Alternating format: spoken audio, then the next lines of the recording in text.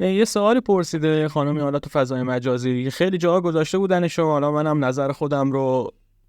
تو این ویدیو گفتم که بگم و در موردش صحبت کنم، چون من خیلی دوست دارم که تو کانالم در مورد چیزای خیلی مهم و تاثیرگذار صحبت کنم و این سوال و این مسئله هم مهم دیدم. حالا اصلا کاری نداریم که این پیام واقعی هست یا نه، اصلا فرض میکنیم که دو تا آدم فرضی هستن که حالا اگر قضاوت هم میکنیم برای دو تا شخص واقعی نباشن، ولی داریم در مورد یه طرز تفکر، یه استایل صحبت میکنیم. نکته اولی که وجود داره اینه که یه مرد اینجا داریم که انقدر بیچاره و تو کف و بدبخت شده که رفته یه آدم شکست خورده توی همچین شرایطی رو برای ازدواج قبول میکنه.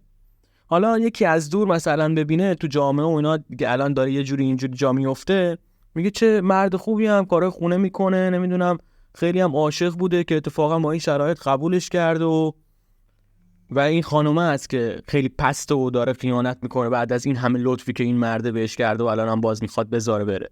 ولی اصل قضیه اینه که اینجا ما یه مردی رو داریم که خودش رو اصلا کامل نمیبینه که با یه زن کامل و بدون مشکلات و سالم بخواد ازدواج کنه.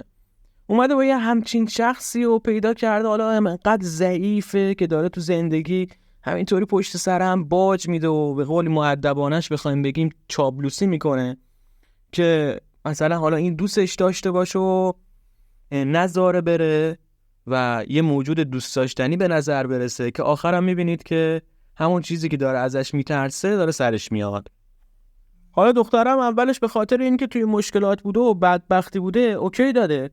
به این، حالا که اومده بیرون از مشکلات خب طبیعیه که سیکتیر همچین آدمی رو که ضعیف و بدبخت خودش رو میبینه، خب چرا نباید بقیه اینجوری ببیننش؟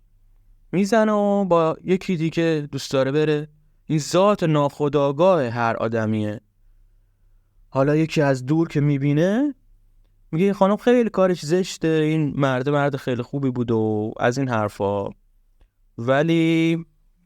در واقعیت داستانیه که این دنیای مدرن و دنیای رسانه‌ها و ادعای روشنفکر و فازای آگاهی‌های فیک و اینا یه جنگی رو راه انداختن که سرش یکی از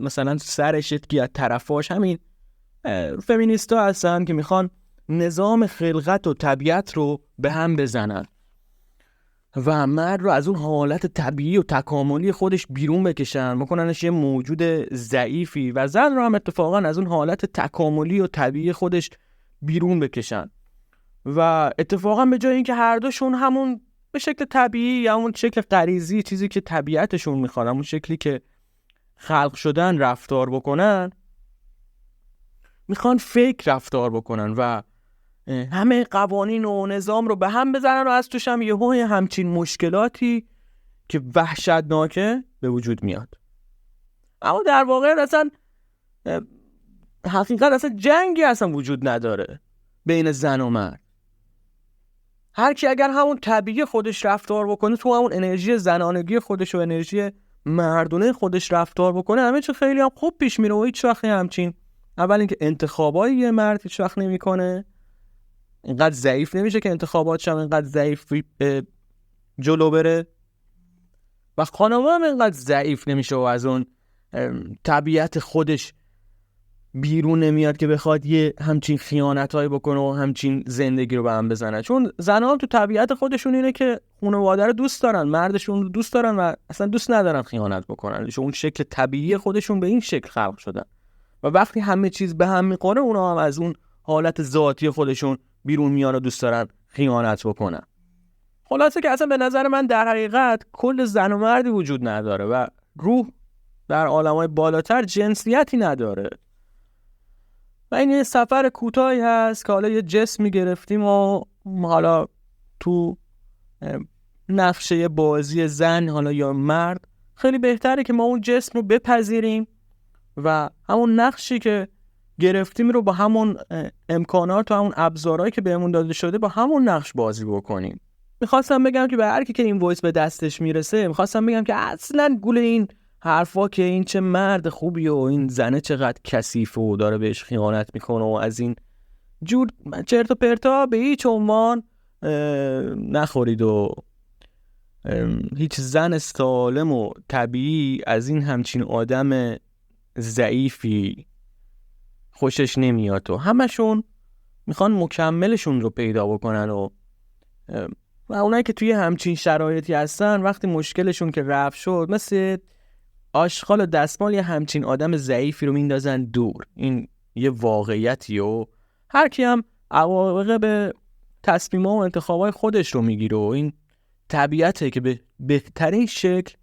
تکامل خودش رو انجام میده و تو حیونا هم همینطوریه. حیوانای ضعیف اگر شما مستند پلنت ارث هم ببینید اینه که حیوانات ضعیف هضم میشن و این برای بهبود و تکامل و طبیعت این دنیا هستش که همیشه رو به پیشرفت و رو به رشد و رو به قوی شدن جلو میره و هر کی هم که بهش احترام بذاره و قوانینش رو رعایت بکنه یه زندگی بدون مشکل خوب میتونه داشته باشه